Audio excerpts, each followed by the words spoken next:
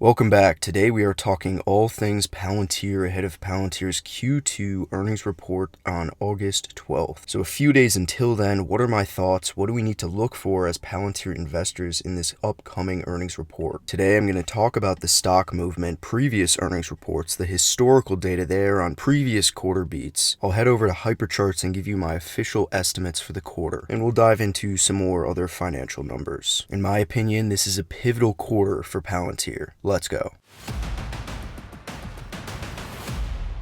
So here we are starting off on, this is Charles Schwab research for Palantir stock, and you'll see they have laid out under the chart here, if I can just zoom in, get a better view of this.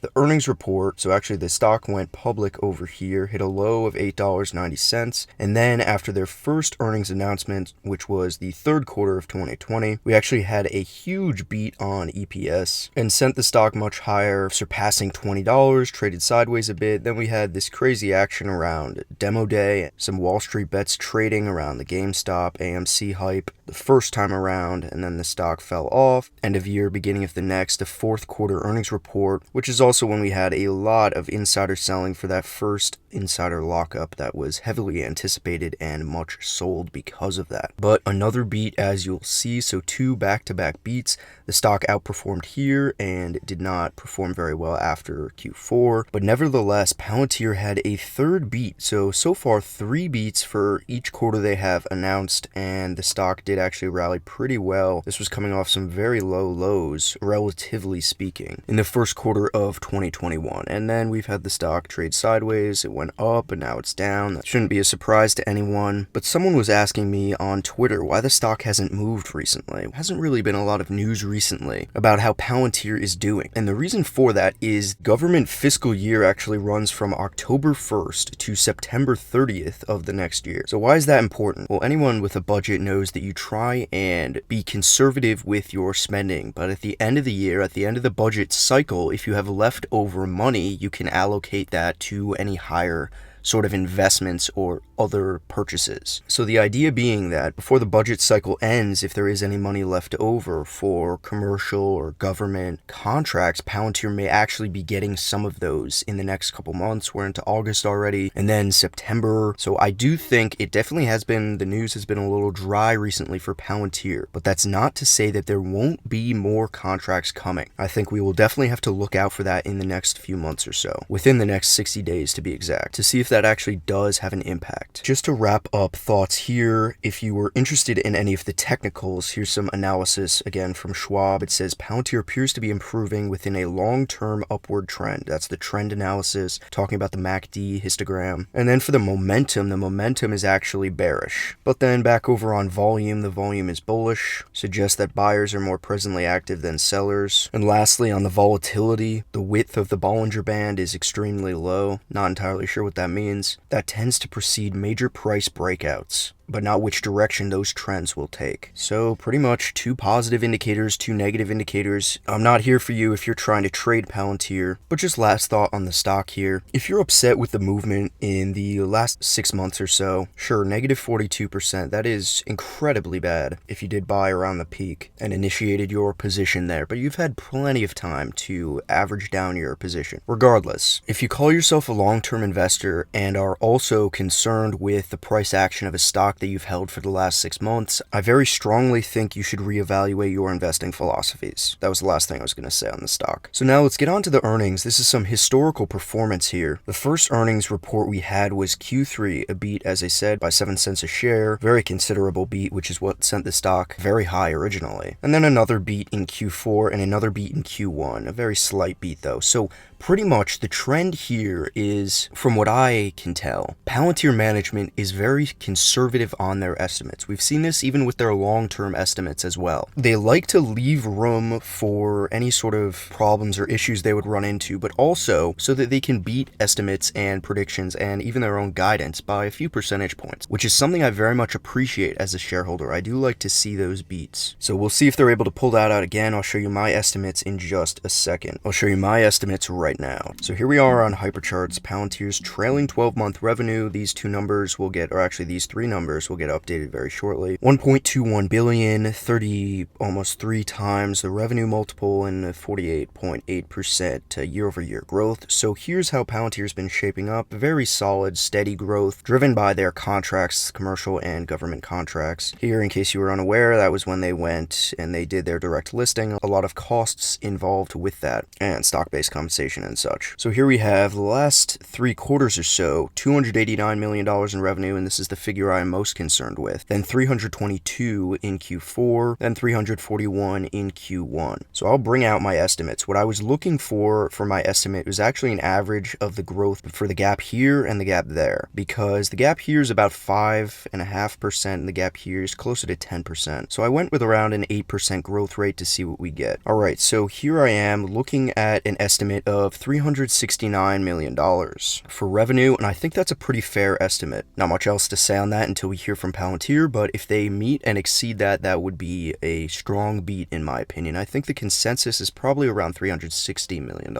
As for gross profit, I just see that increasing steadily, and operating income, that's really a toss-up. There's not much to say at this point. It's probably going to be around the same as it has been. I think the margins will probably stay flat. Again, we don't really know of any major changes this quarter. If there was some serious hiring or anything that could play into the operating expenses, and it remains to be seen how many new contracts they actually got or new clients they onboarded. Therefore, it's a little tough to forecast the operating leverage and such. But I do think their operating margin will increase as they continue to improve their financials over time. As for operating expenses, I do expect to tick up. I think stock-based compensation increasing. They are hiring. I just think overall there is going to be more expenses, maybe some more research and development. Not much to say. There will be much more to dive into once we actually get the report. Well, this is one of my favorite charts right here, which is growth. It's actually comparing the revenue year over year to OpEx year over year. So here for my estimate, or actually, let's first look at last quarter. We had OpEx of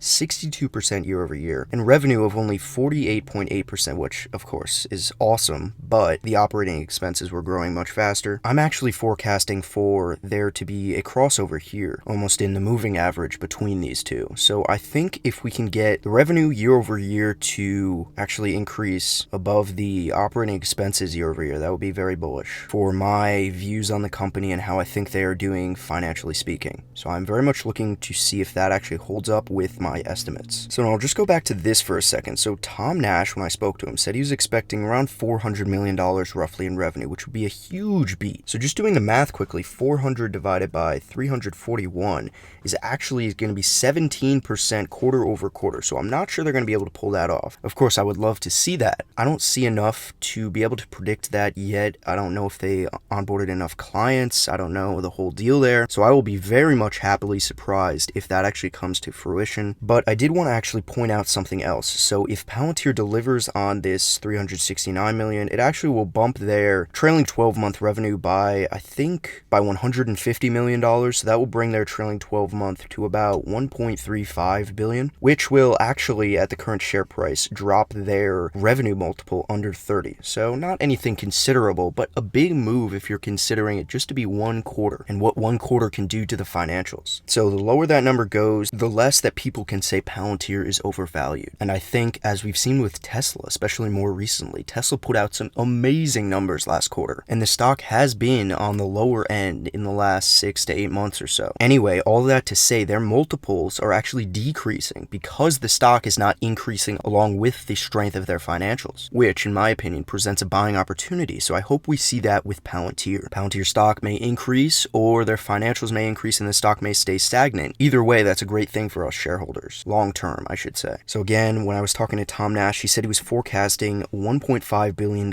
in trailing 12-month total revenue for the full year of 2021. And if we get to $1.35 billion, that will bring us very much closer to that $1.5 billion, that considering his target, I think is a very fair estimate for that. So again, here we are. The last earnings was May 11th. We'll get the same sort of presentation for Q2. Palantir will give us the business updates say Q2 was a record-breaking quarter. A few more things from my discussion with Tom Nash is that he was saying he wants to see less client concentration. So we definitely need to see if that continues. We'll see any more initiatives that Palantir is bringing about. I also really want to see if they're going to talk about Foundry for Builders, if that really is as big a deal as I think it is. And lastly, Tom Nash said he wants to see strong commercial growth. These were all his thoughts for Q2. I actually made a video on commercial growth, messed up a few numbers, but I think you guys got the idea, is that commercial growth is not as strong as I certainly want it to be, and probably you would agree with me on that. So we'll see if they hire some more salespeople. So here we are on Say Technologies. I'm not going to read through these. I already did a whole video on this. I just want to highlight the top questions as they stand, because these are the ones Palantir is going to answer. They're going to talk about positive GAAP EPS, which that's totally fine. I want to hear more comments on the financials. They'll talk about the insider trading. I guess that's a major talking point, so I think they probably should address it. Not what I would choose them to talk about, but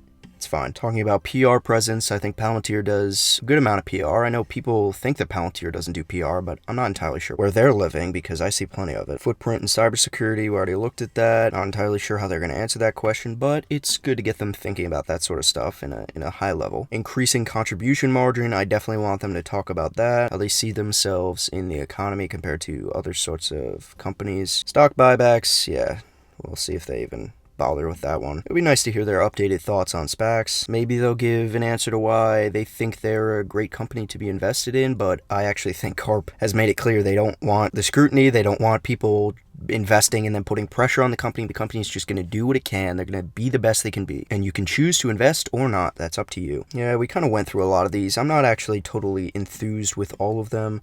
Here's my question. It's pretty far down. This is my first one, 151 votes. And then you keep going down. Here's another one of mine. We'll see if I actually get any of my questions answered. I've gotten all my questions answered previously, which has been great. Totally fine to let others get their chance. Here's Jake Yu that I upvoted. But anyway, just wrapping up this video, I think Q2 could actually be a hugely important quarter, because if they can keep executing and keep growing their revenue, gross profit, becoming more and more close to profitability, their revenue growth increases, it's going to be harder and harder to ignore Palantir. And if we can see the trailing 12-month revenue multiple drop, there's going to be less fear about this company being overvalued. Sure, there is a lot of value in it, but there is growth on the horizon. So again, I'm very much looking forward to any sort of guidance they give for next quarter, for the year, for the following years. So this earnings report should be pretty exciting. I'm expecting a beat. That doesn't mean the stock will go up, but actually, if I had to put money on it, I think the stock will see a nice pop following earnings. But I'm not gambling, I'm holding my shares and buying more. So let me know your thoughts about Palantir's upcoming earnings in the comments. What are you looking for? What are you excited about? And what do you want to hear from management? Until next time.